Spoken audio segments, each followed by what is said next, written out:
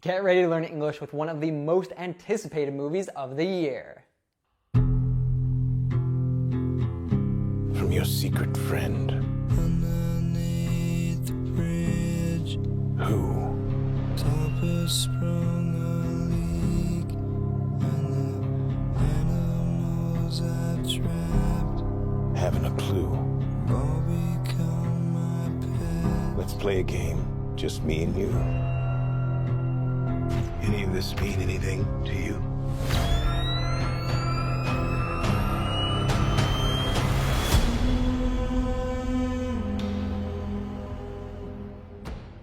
So get your notebook and prepare to take a lot of notes, because today we will be touching on some more advanced aspects of the English language. But before we start, every single week we release lessons to help intermediate and advanced learners just like you to improve your English in a fun and dynamic way, without getting lost, without missing the jokes, and even without subtitles. So if you're new here, then make sure you join our community of over 5 million learners by hitting that subscribe button and the bell down below right now.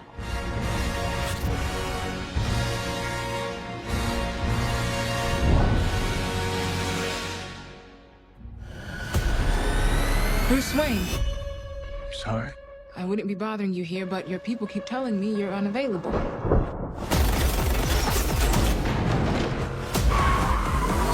You know, you really could be doing more for this city. Your family has a history of philanthropy, but as far as I can tell, you're not doing anything. The Riddler is asking for you. The killer left this for the Batman. Why is he writing to you? You came. I've been trying to reach you. Riddler's latest. It's all about the Waynes. If we don't stand up, no one will. You got a lot of cats. I have a thing about strays. The bat and the cat. It's got a nice ring. You a new friend of yours? I'm not so sure.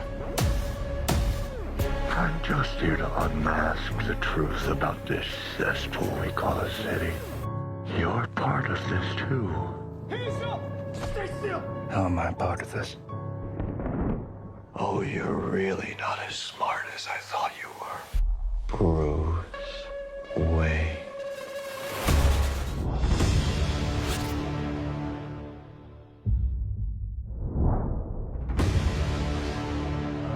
I wouldn't be bothering you here, but your people keep telling me you're unavailable.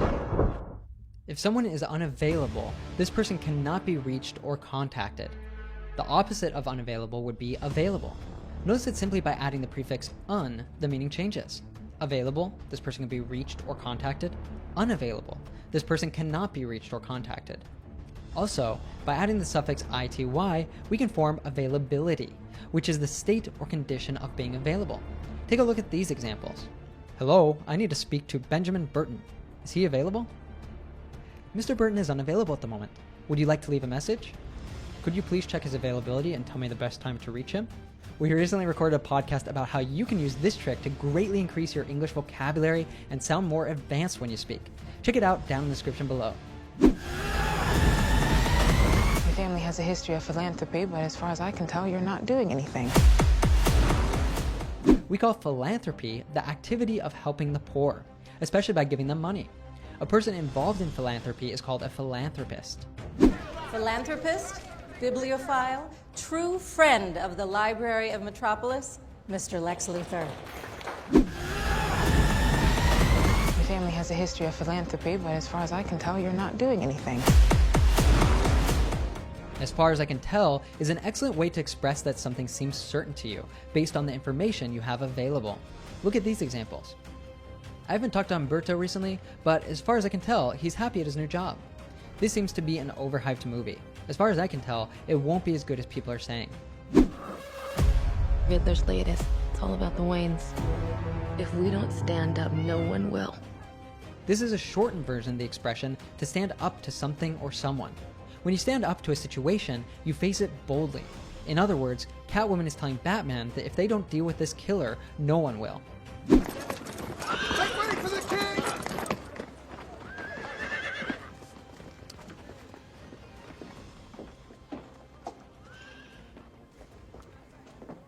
It's not your fault. Stand up to him. I will stand up to him and more. Listen to this segment and repeat what you hear. You got a lot of cats.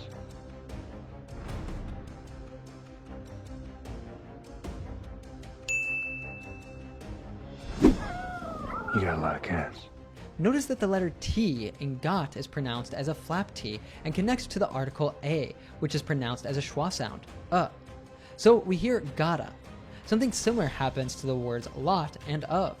The T in lot is also pronounced with a flap T sound.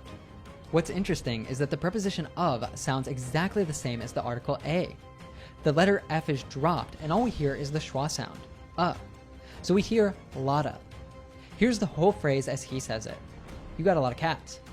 All right, so let's practice. Repeat after me. You gotta. You gotta. You got a lotta. You got a lotta. You got a lot of cats. You got a lot of cats. You got a lot of cats. I have a thing about strays. A stray dog or cat has escaped and wanders around the street without an owner. If you have a thing about something, you either like it or dislike it very much. Look at these examples. He's got a thing about old movies. He has a whole collection of them. She has a thing about spiders. She won't go near them.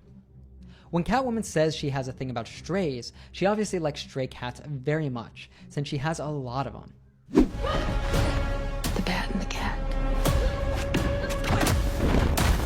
It's got a nice ring. You can say that something has a nice ring to express that it sounds good or pleasant to the ears. The bat and the cat sounds pleasing to Catwoman. The full version of this expression is, it's got a nice ring to it. For example, they're going to name their child Mia Winters because they think it has a nice ring to it. I'm just here to unmask the truth about this cesspool we call a city. To unmask means to reveal the true nature of something or someone. In other words, to expose. Riddler is determined to expose the true nature of Gotham City. Why are you doing this? Because it's my job to unmask those who pretend to be who they're not. I'm just here to unmask the truth about this cesspool we call a city. Which word is related to cesspool? Filthy, clean, bright.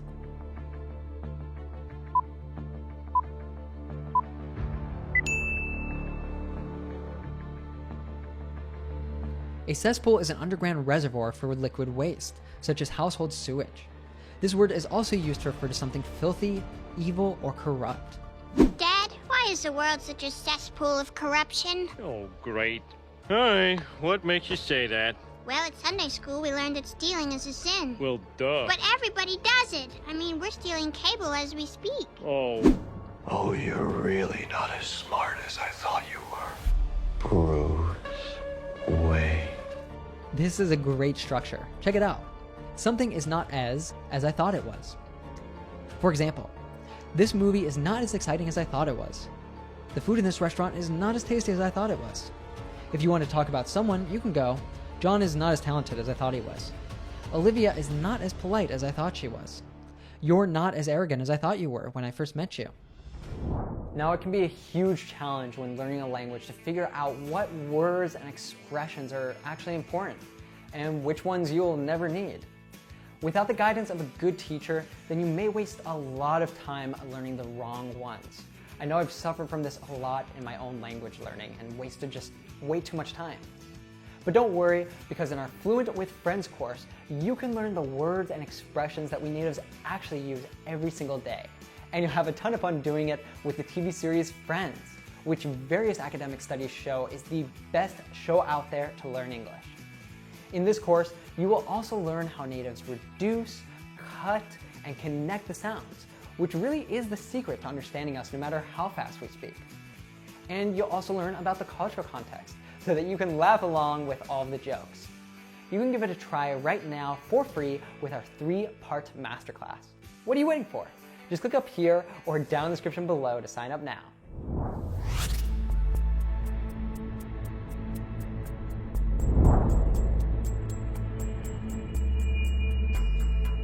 I had a lot of time. I was shooting another movie I had about a year to prepare for it, and yeah, pretty much a year. And I think I must have read so many comics, Batman comics. I mean, it's insane. I was looking at my iPad the other day, and it's just full of them. I mean, it's a different iteration of the character,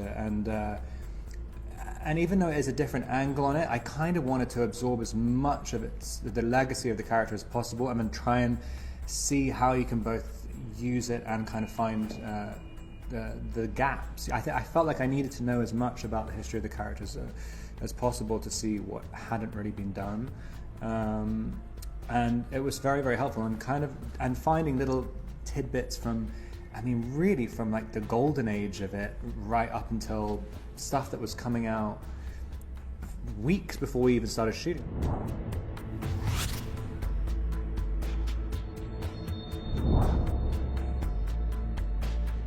I had a lot of time. I was shooting another movie I had about a year.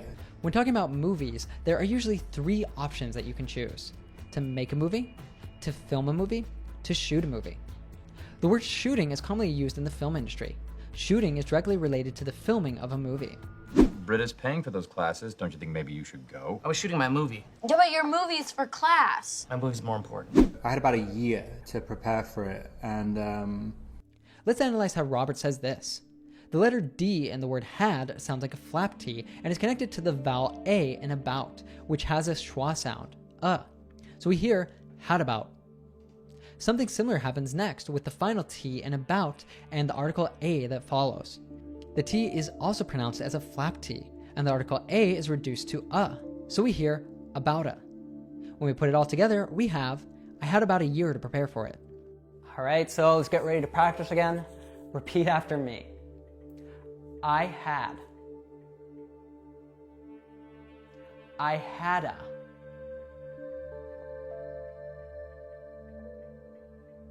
I had about.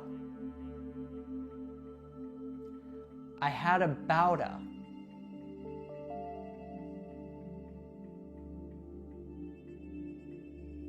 I had about a year. I had about a year. And I think I must have read so many comics, Batman comics. I mean, when Robert says, I must have read so many comics, he means that he has probably read a lot of comics. This is an example of a past modal. Modals are words such as must, may, might, could, and should. In order for you to use one of these words in the past, you need to use the structure, I must have read so many comics. When you say that something must have happened, you mean that there's a high chance that that's what happened. In other words, you're certain of it. For example, she took a 4-hour exam yesterday. She must have been very tired. If you want to learn more about past modals, check out this lesson we made recently. I'll link it in the description. Make sure you watch it after this video. But it's interesting because Matt is right. I mean, it's a different iteration of the character, and which word is closest in meaning to iteration? Style, story, version.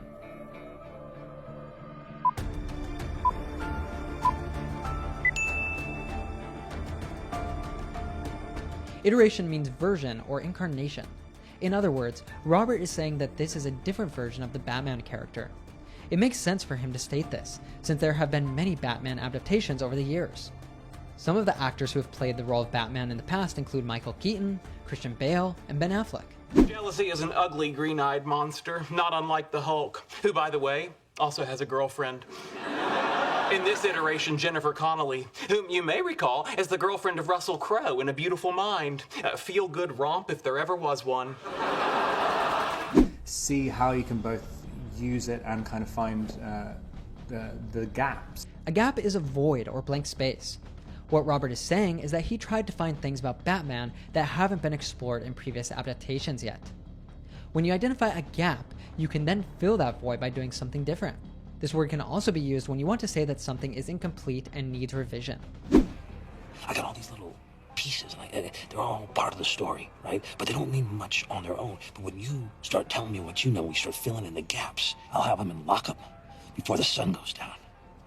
I felt like I needed to know as much about the history of the characters as possible to see what hadn't really been done. This is a past perfect sentence. We use the structure had and the past participle to say that something happened before a set time in the past. For example, imagine Jenny had dinner last night at 8 p.m. But also imagine that before she had dinner, Jenny talked to her mother on the phone for 1 hour. In that case, we can use the past perfect to talk about the action that happened before she had dinner. So we say, before Jenny had dinner last night at 8 p.m., she had talked to her mom on the phone for 1 hour. Notice that the order of the clauses is irrelevant. You could also say, Jenny had talked to her mom on the phone for 1 hour before she had dinner last night at 8 p.m. Even though Robert uses this structure here, it's important to mention that we don't often use past perfect when we speak. In informal speech, we would normally just use the simple past tense. You can see this structure being used more often in written text, such as books. And it was very, very helpful and finding little tidbits from, really from like the golden age of it. In this context, tidbit means a small and interesting piece of information. As he was reading the Batman comics, Robert was trying to find small details about the character that he could use in his interpretation.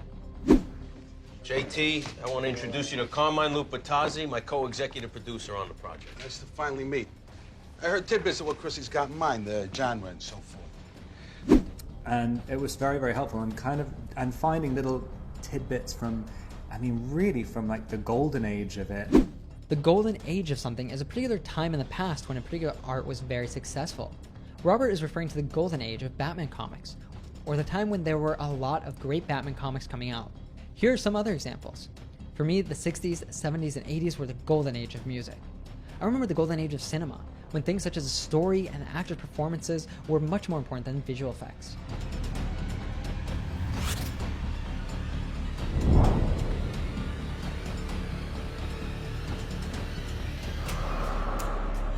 You came. I've been trying to reach you. Forget there's latest. It's all about the Waynes. If we don't stand up, no one will. You got a lot of cats. I have a thing about strays. When you say that you have a thing about something, you like it very much, dislike it very much, like it or dislike it very much.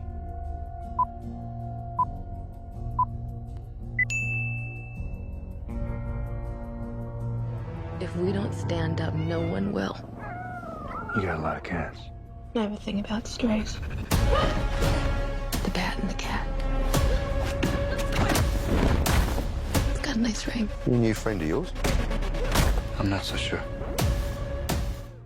When something has got a nice ring, it sounds good and pleasing to the ears, rings a bell loudly, has jewels on it.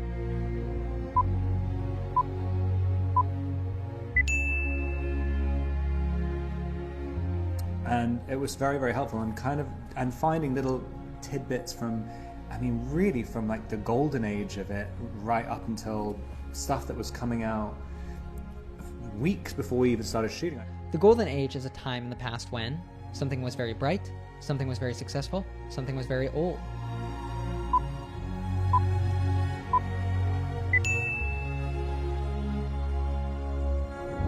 Many learners feel stuck at intermediate.